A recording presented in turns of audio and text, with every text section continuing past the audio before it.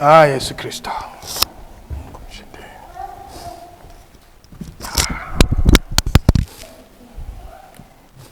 Haleluya. Mungu asifiwe sana. Amen, amen. Ndio bana, Mungu asaidie wanakwaya. Mungu apate kusaidia wanakwaya. Que Dieu aide la chorale. Kwa sababu sisi wanakwaya tuna kazi kubwa sana. Parce que nous, en tant que chorale, nous avons une grande responsabilité. Ndio, ni lazima tutafika vipindi wenyewe wanakwaya tutakuwa tunafunga mafungo.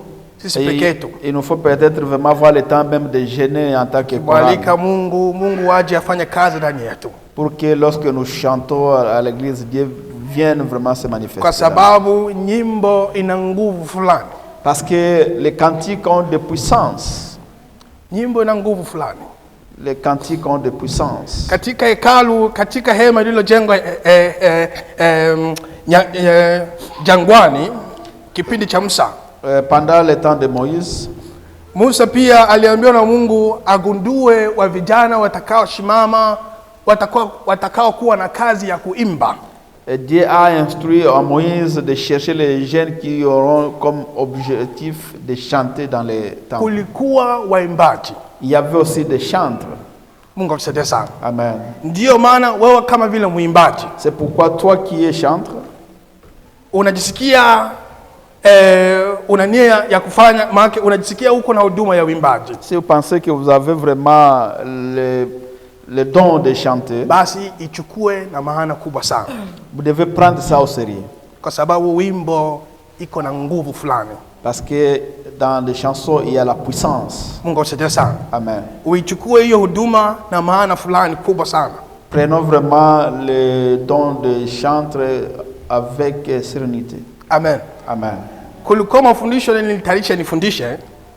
J'avais préparé un enseignement. Lakini nimejisikia tusikie ingine fundisho fulani. Mais j'ai envie d'enseigner d'autres enseignements. Amen. Amen. Amen, amen. Amen. Tutaenda kuona ni nyimbo gani Daniel alipewa. Nous allons voir quel est le cantique que Daniel a reçu. Ni nyimbo gani Daniel alipewa. Quel est le cantique que Daniel a reçu. Hatuna muda mwingi. Nous n'avons pas assez de temps. Tunaenda kwanza kusoma kitabu cha Zaburi mstari wake wa 32 sura yake ya 32 na mstari wa 7 na mstari wa 7. Psaume 32 verset 7. Mungu asifiwe sana.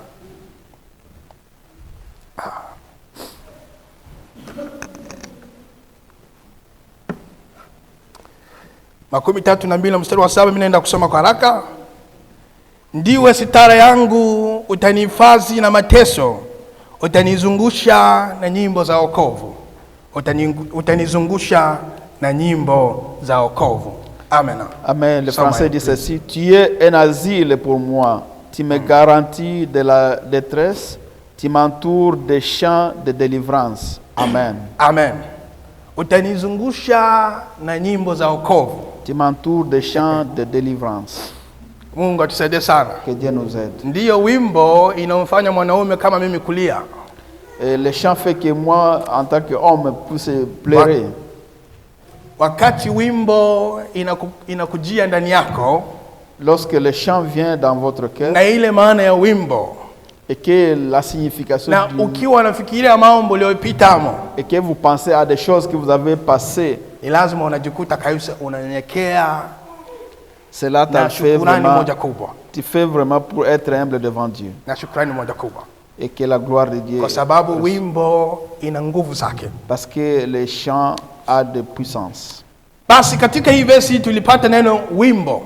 Dans ce verset nous voyons le mot chant. Okay, neno wimbo ni kitu gani? Que signifie chant? Wimbo ni shahiri fupi au ni point fupi ya maneno.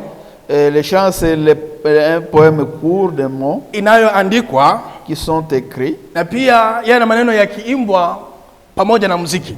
Et ces mots sont chantés au rythme. Ni shairi fupi au ni poem fupi ya maneno fulani. So les chants c'est les poèmes courts qui sont écrits et qui sont chantés par des rythmes.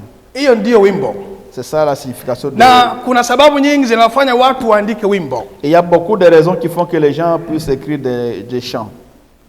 Kuna sababu nyingi. Il y a beaucoup de raisons. Kuna nyimbo nyingi zinaandikwa kwa ajili ya ndoto walizoziona katika ndoto. Il y a beaucoup qui écrivent des chants parce qu'ils ont eu des rêves. Kuna nyimbo nyingi zinaandikwa zikibeba ujumbe ya mambo itakayokuja huko mbele. Il y a d'autres chants qui portent des messages à venir. Na kuna nyimbo nyingi zinaandikwa kutokana kuna nyimbo nyingi zinabeba ujumbe ya mashauri ndani yake. Et d'autres chants ont des conseils.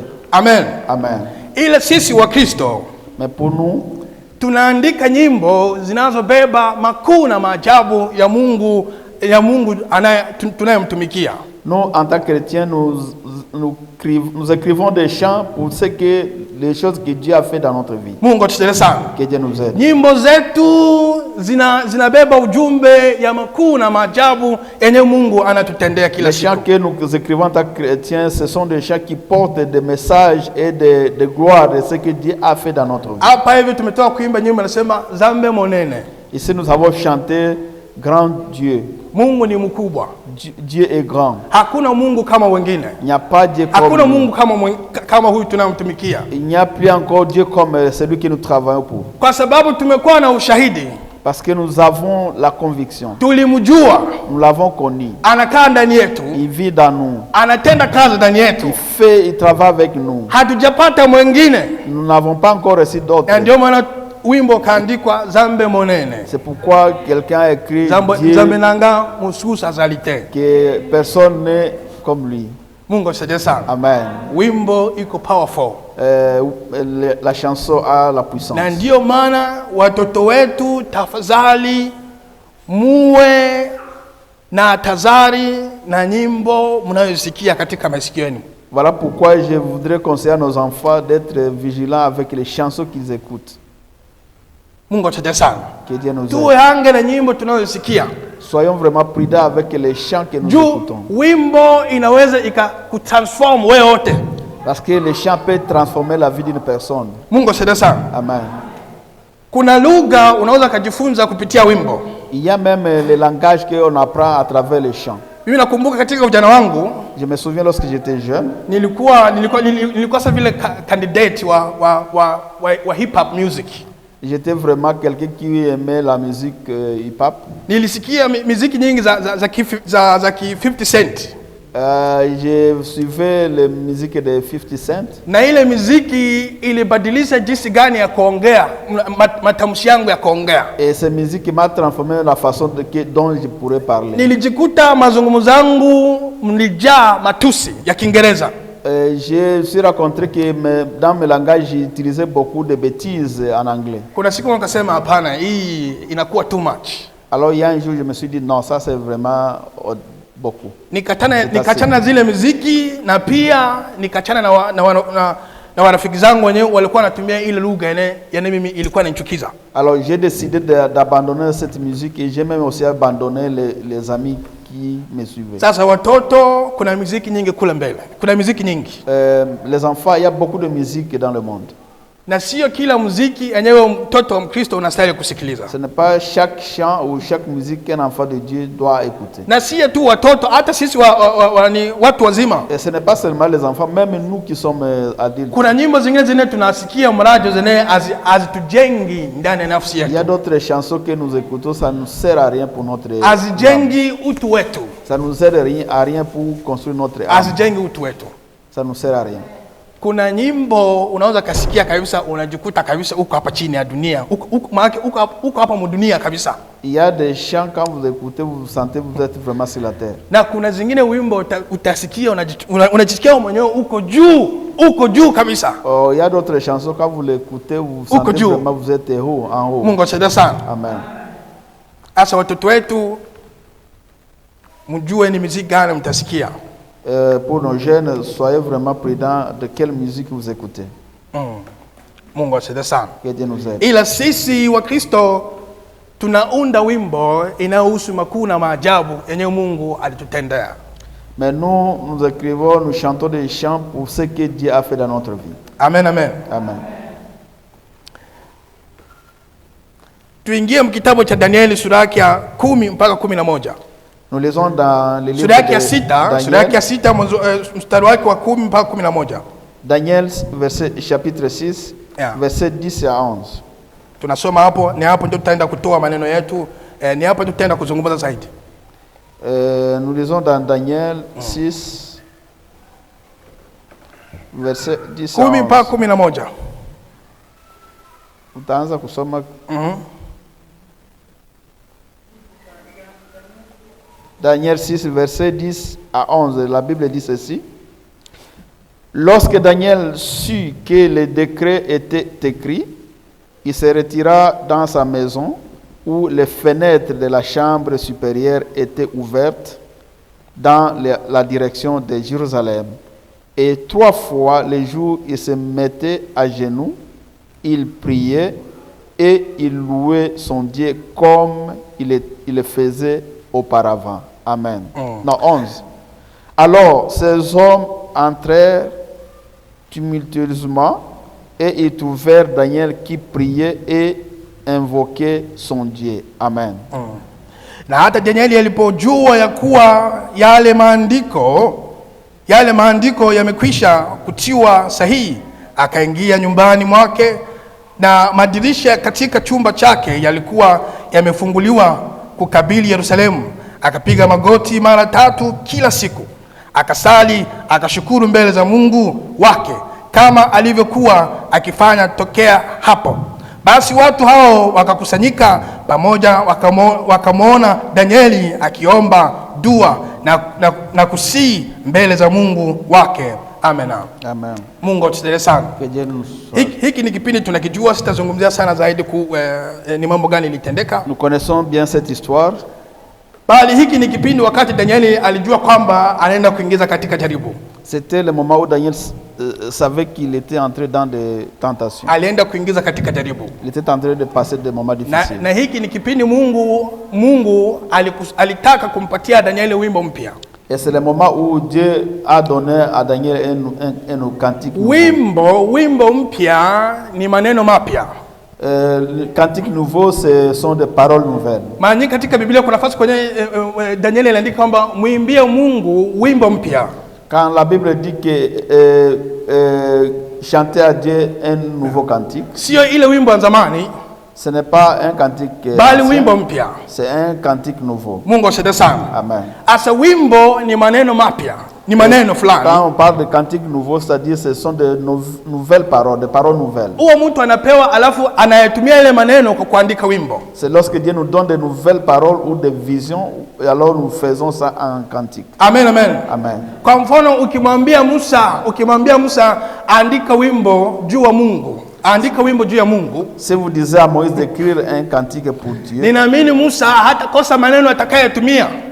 Moïse ne manquera pas de mots à écrire. Juu Musa alipewa kibali ya kumjua Mungu katika hali nyingine. Parce que Moïse lui a eu la chance de connaître Dieu dans une autre dimension. Kuna majina alimuita Mungu kutokana na matendo Mungu aliwatendea akiona. Il y a des noms qu'ils ont appelés à Dieu à cause de ce que Dieu a fait pour eux. Sasa Musa ana maneno mengi anayoweza kuyatumia katika kuandika wimbo juu ya Mungu. Alors Moïse a beaucoup de mots qu'il peut utiliser pour écrire un cantique. Mungu asaidie sana. Que Dieu nous aide. Sasa wimbo mpya ni lazima itokane na kipindi kipya. Alors les nouveaux cantiques dépendent de nouvelles périodes, une nouvelle période. Wimbo mpya ni lazima itokane na kipindi kipya. Nouveau cantique dépend de nouvelles périodes. Hapa Danieli anaenda pewa wimbo mpya. Ici nous voyons Daniel reçoit un cantique nouveau. Kwa sababu alienda kuingizwa mkipindi kipya. Parce qu'il était en train d'entrer dans une nouvelle période. Aliingizwa katika jaribu. Il est entré dans les tentations. Aliandikwa katika jaribu. Dans les tentations. Mungu atusaidie sana. Amen. Mungu atusaidie sana. Amen. Sasa wimbo ni maneno fulani mtu anapewa. Les chants, ce sont des paroles que nous recevons. Ni maneno mapya ni mtu anapewa. Ce sont des paroles que Dieu nous donne. Hapa Danieli alijua kwamba wameshamzingizia. Sasa Danieli hapa hivi hajui ni hatua gani itakayochukua huko mbele. Ici nous voyons que Daniel savait déjà qu'il y avait de fausses accusations. Lakini akachukua hatua kwenda kusali kama gisi alivyofanya. Ce qu'il a fait, il est allé prier. Akaomba na kushukuru. Et il a remercié Dieu. Akaomba na kushukuru. Il a prié et il a remercié Dieu. Akijua kwamba yeye ni mwenye haki. Il savait qu'il était innocent. Hakukuwa na kosa yote. Il n'a rien fait. Ila aliamua kumwachia Mungu matokeo. Mais il a laissé tout dans les mains de Dieu. Alimwachia Mungu matokeo. Il a laissé le reste dans les mains de Dieu. Mungu asaidie sana. Amen. Tuone mambo yaliyotokea katika jaribu la mtumishi Daniel. Nous allons voir ce qui s'était passé dans les tentations de Daniel. Mungu asaidie sana. Amen. Kutokana na unyenyekevu wa Danieli pamoja na kujua kwamba hakuwa na hatia katika jaribu hili, Mungu alijitukuza mbele ya Danieli. Parce que Daniel savait qu'il était innocent dans tout ce qui s'est passé, Dieu s'est révélé dans la vie de Daniel. Mungu asaidie sana. Amen. Saa nyingine huwa tunaweza tukapata wimbo mpya kupitia majaribu tunayopitia. Quelquefois nous recevons des cantiques nouveaux à travers des tentations que nous passons, des situations difficiles. Mara nyingi ni hapo ndio kwenye Mungu huwa anajitukuza mbele zako. Souvent Dieu se manifeste pendant les moments difficiles. Katika majaribu. Pendant les moments de tentation. Ni hapo huwa mara nyingi tunaona mkono wa Mungu. C'est pendant les moments difficiles où nous voyons la main puissante de Dieu. Mungu asaidie sana. Amen. Na Danieli alienda pewa ikipindi. Même Daniel aussi a passé par là. Na Mungu akaamua kujitukuza mbele ya Danieli. Et Dieu s'est révélé devant lui. Mungu akaamua kujitukuza mbele ya Danieli. Dieu s'est révélé devant lui. Jambo la kwanza. La première chose. Danieli alimtambua Mungu wa Israeli katika hali nyingine na kupandishwa cheo. Daniel avait su Dieu d'Israël d'une autre manière et il a été élevé. Danieli alimtambua Mungu wa Israeli katika hali nyingine na akapandishwa cheo. Donc Daniel lui a été élevé et puis il a connu Dieu d'une autre manière, d'une autre dimension. Hii ni wimbo anapewa. C'est le cantique nouveau qu'il a reçu. Hii ni wimbo anapewa. C'est le cantique nouveau qu'il a reçu. Mungu atusaidie sana. Que Dieu nous aide. Na jambo la pili. Deuxièmement, imani ya mfalme Dario iliongezeka na kupewa wimbo mpya. Maana yeye ndiye haya maneno alizungumza. Maana yeye ndiye Mungu aliye hai, adumuye milele, na ufalme wake ni ufalme usioharibika, na mamlaka yake itadumu hata mwisho. Maana mfalme Dario alipewa wimbo mpya katika kile kipindi. Le roi Darius a reçu un nouveau cantique pendant ce moment. Kwa sababu mfalme Dario ni mfalme mwenye alimpenda Danieli. Parce que le roi Darius était un roi qui aimait beaucoup Daniel. Na alichukizwa kitendo kenye wakoliga wa Danieli kenye walimtendea Danieli mwenyewe. Et il a été mécontent de ce que les collègues de Daniel ont fait contre lui. Lakini mfalme Dario alikuwa na imani fulani ya kuamini kwamba Mungu wa Danieli atamtendea Danieli maajabu. Et le roi Darius savait très bien que le Dieu de Daniel devrait faire quelque chose. Wakati alitupwa akaenda kulala, lakini hakupata usingizi. Lorsque Daniel a été jeté dans le feu, il n'a pas eu le busubuhi akalamkia pale kwenye alitupwa Danieli. Le matin il s'est réveillé pour aller voir là où il était jeté. Akasema, je, Danieli Mungu wako alikuokoa? Et il a demandé, est-ce que ton Dieu t'a sauvé? Danieli akasema ndio. Niko hai. Daniel a dit oui. Niko hai. Mungu asaidie sana. Amen. Asa ile siku Dario imani yake ilipanda juu. Et ce jour-là, le roi Darius, la foi en Dieu a augmenté. Dario akajaliwa kujua maneno mengi sana kuhusu Mungu wa Danieli na Mungu wa Israeli wenye Danieli anayemtumikia. Ce jour-là, le roi Darius a reçu une nouvelle révélation sur le Dieu de Daniel et le Dieu que Daniel travaillait. Paka akatamuka maneno haya. Et il a prononcé les mots suivants. Maana yeye ndiye Mungu aliye hai. Parce que le Dieu de Daniel, il est le Dieu vivant. Adumuye milele. Il est éternel. Na ufalme wake ni ufalme usioharibika. Et son royaume reste éternel. Na mamlaka yake itadumu hata mwisho. Et sa puissance dure à jamais.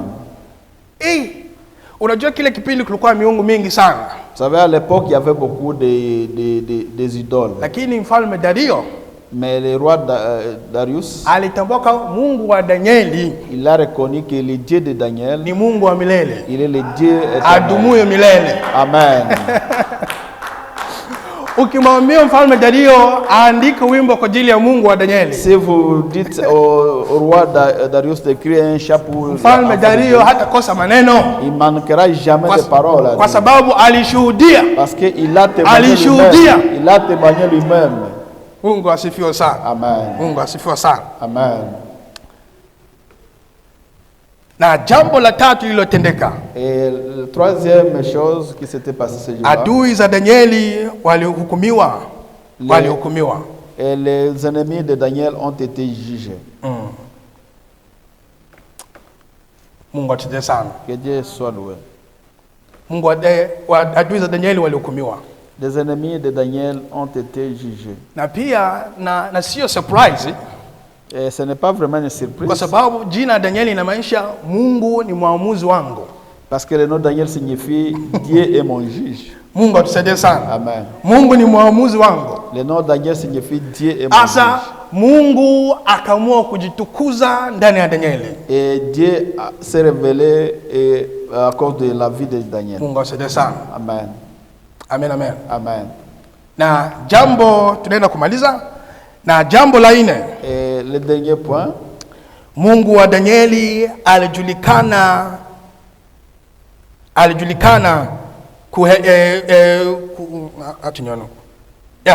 Mungu wa Danieli alijulikana na kaheshimiwa mahali pote kwenye Dario alikuwa na miliki. Alors, et puis le Dieu de Daniel a été respecté et été célébré partout où le roi Daniel gouvernait. Mungu wa Danieli alijulikana na kuheshimiwa mahali pote kwenye Dario alikuwa na miliki. Le Dieu de Daniel a été respecté, a été connu partout où dans le royaume de Darius. Ukisoma kwenye mstari wake 16, si vous lisez dans le verset 26, inasema hivi, mimi naweka amri ya kwamba katika mamlaka yote ya ufalme wangu watu watetemeke na kuogopa mbele za Mungu wa Danieli. Amen. Amen. Et dit ceci dans verset 26, Daniel 6, 26 dit, j'ordonne que dans toute l'étendue de mon royaume, on ait de la crainte et de la frayeur pour le Dieu de Daniel, car il est le Dieu vivant, il subsiste éternellement, son royaume ne sera jamais détruit, et sa domination durera jusqu'à la fin. Amen. Amen. Mungu asifiwe sana. Amen. Ati tuenda nizungumzie vitu viwili hapo vya maana sana zaidi. Je vais parler des choses. Katika hili jaribu Daniel aliingizwa hamo. Pendant cette tentation que Daniel a été victime, kuna vitu fulani venye Daniel mwenyewe alifaidika. Il y a des choses alipata. Il y a des choses que Daniel a gagné. Na kuna vitu venye watu wenyewe walimjua Danieli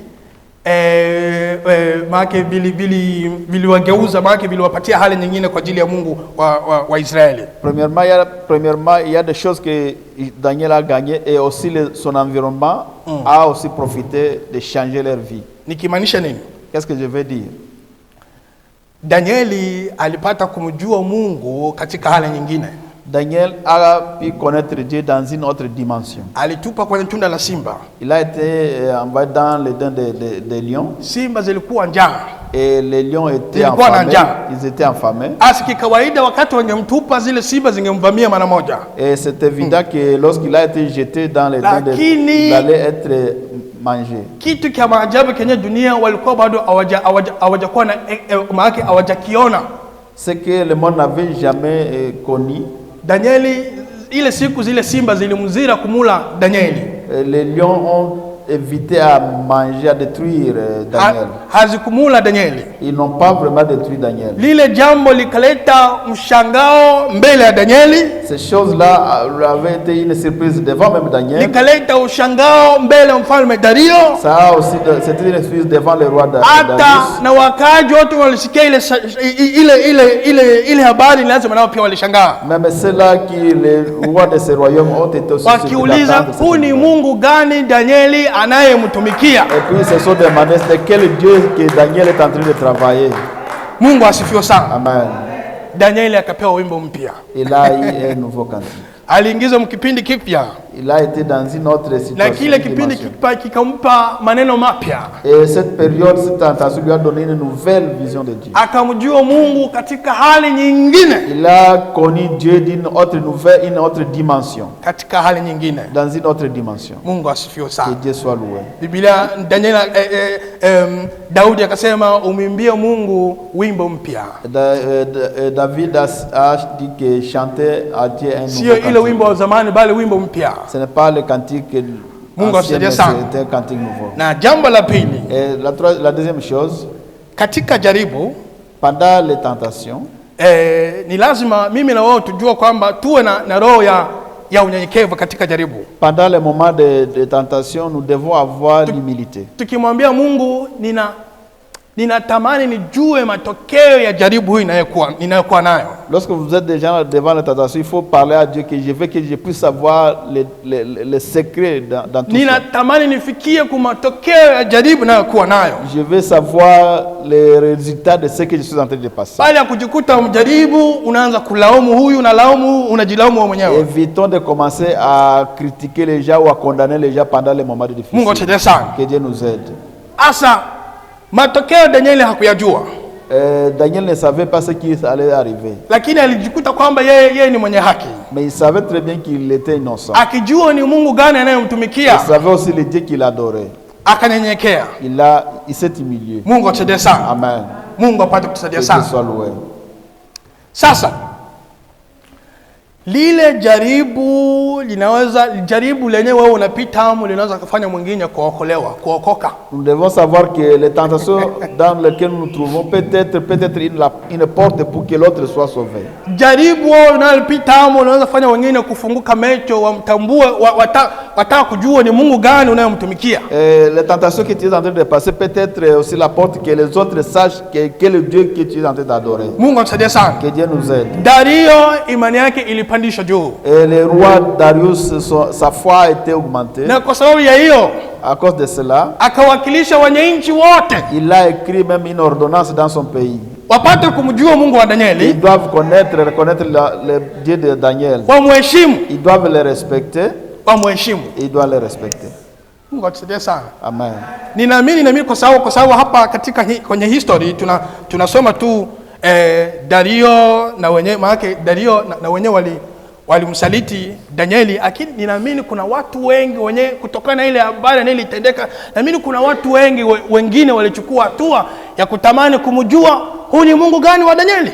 Je sais très bien que la Bible nous parle seulement de Darius et Daniel, mais je sais que dans ce royaume il y avait d'autres personnes qui ont voulu savoir quel était ce Dieu de Daniel. Mungu asifiwe sana. Amen. Kwa sababu Danieli alipandishwa cheo. Parce que Daniel a été élevé en fonction. Alikuwa mtu mkubwa. Il est devenu un responsable. Na Mungu alimuongeza maarifa. Et Dieu lui a donné beaucoup de sagesse. Ninaamini wengi walitamani wajue kivipi tu Danieli, kivipi tu uko floating. Uko floating kivipi tu. Et il y a beaucoup de gens qui veulent savoir, toi Daniel, tu es juste un réfugié. Comment est-ce que tout cela t'arrive? Mungu atusaidie sana. Que Dieu nous aide. Mungu atupatie wimbo mpya. Que Dieu nous donne un nouveau cantique. Tumjue katika hali nyingine. Nous puissions connaître Dieu dans une autre dimension. Mungu atusaidie sana. Que Dieu soit loué. Kama gisi wengine kwa sababu ya matendo Mungu alitenda mbele yao, walimuita El Shaddai, wakamuita majina tofauti. Haya yote yanatokana na matendo Mungu alionyesha mbele yao. Nous voyons beaucoup de gens dans la Bible, ils ont appelé Dieu dans différents noms à cause de ce que Dieu a fait dans leur vie. Amen, amen. Amen. Mpate kubarikiwa. Que Dieu vous bénisse. Amen. Amen.